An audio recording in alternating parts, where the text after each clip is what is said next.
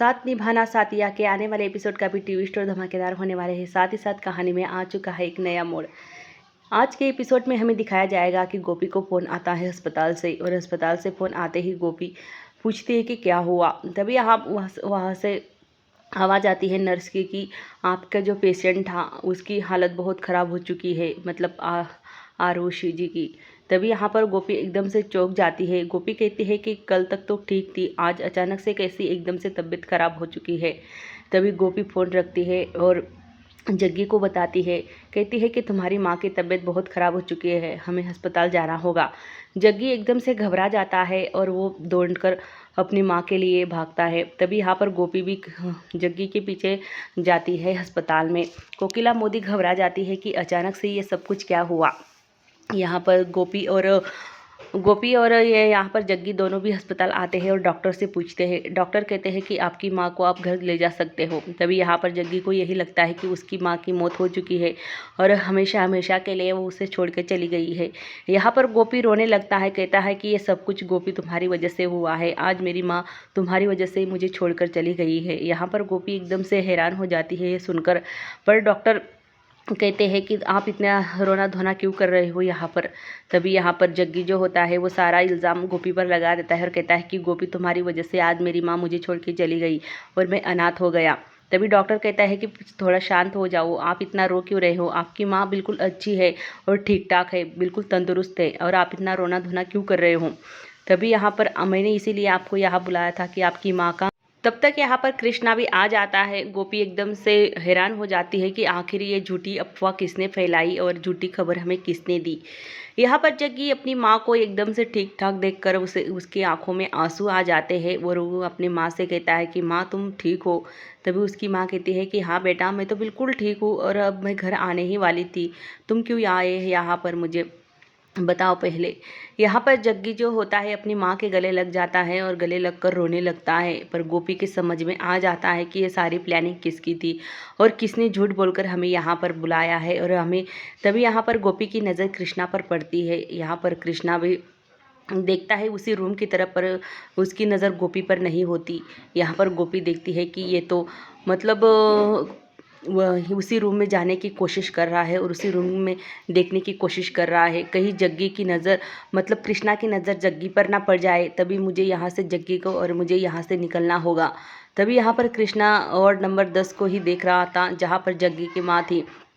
तभी यहाँ पर जग्गी जो होता है जग्गू यहाँ पर अपनी माँ से मिलता है। उसकी माँ उसे कहते हैं कि बेटा तुम्हें यहाँ से जाना होगा।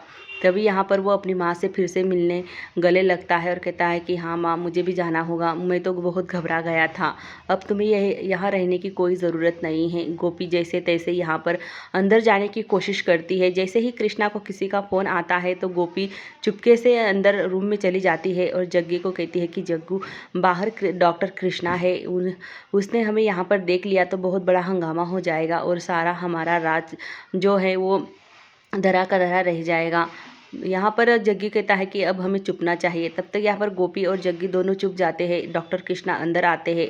यहाँ पर जो जग्गी की माँ होती है वो पूछती है कि डॉक्टर साहब, अच्छा हुआ आप आए यहाँ पर, देखो ना मेरे पैरों में बहुत दर्द हो रहा है और मैं कब से बेल बजा रही थी पर कोई सिस्टर नहीं और कोई भी नहीं आ रहा था।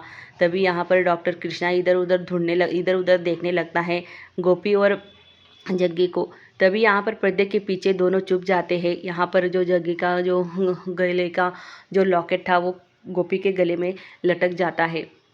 यहाँ पर जग्गी की माँ पूछती है कि आप इधर उधर क्या ढूंढ रहे हो, किसे ढूंढ रहे हो, मैं तो यहाँ पर बैठी हूँ, आपको दिख ही नहीं रही हूँ, मेरे पैरों में कितना दर्द है।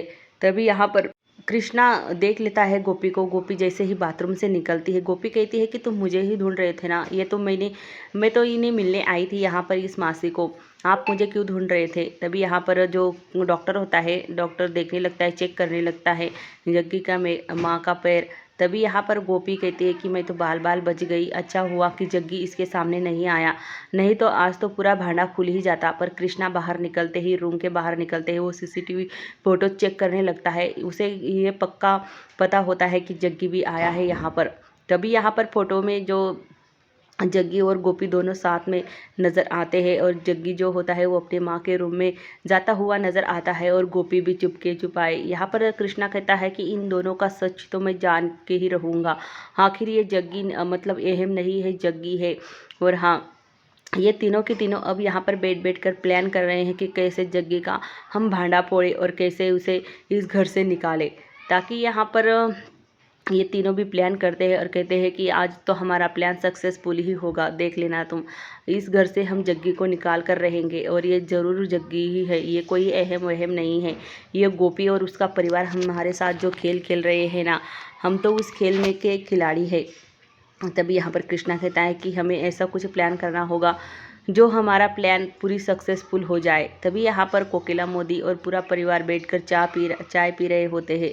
तभी यहाँ पर घर की बेल बजती है। गोपी यहाँ पर जाती है और दरवाज़ा खोलती है तो सामने ही इंस्पेक्टर साहब और कुछ लोग होते हैं वकील के साथ।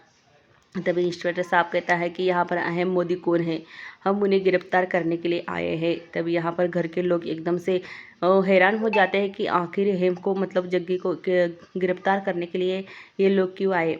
तभी यहाँ पर घर के लोग सारे जो होते हैं वो खड़े हो जाते हैं और कृष्णा, उसकी बहन और उसकी माँ भी आ जाती हैं। तभी यहाँ पर जो जग्गी होता है वो पूछता है कि मैं हूँ अहम मोदी, मुझसे क्या काम है और ऐसा मैंने क्या किया है जो आप मुझे ले जाने के लिए आए हो। इंस्पेक्टर साहब कहते हैं कि हाँ, आपको हम ले जाएंगे।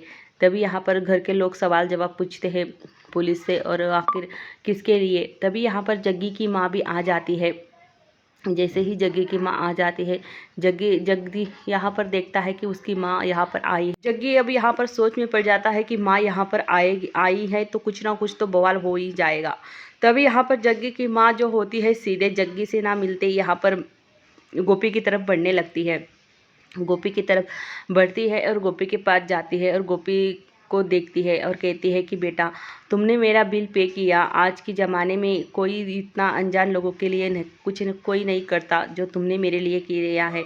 मैं तुम्हारी हमेशा ही शुक्रगुजार रहूँगी और तुम्हारा हमेशा ही मुझ पे एहसान रहेगा।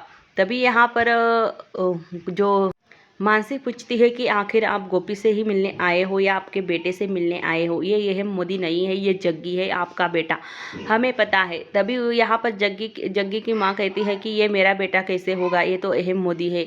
हाँ, मेरा बेटा है घर पर जग्गी, पर वो बहुत आलसी और बहुत मतलब दिन भर सोता ही रहता है। ये तो अहम मोदी है। इंस्पेक्टर साहब, ये मेरा बेटा नहीं है, ये अहम मोदी है।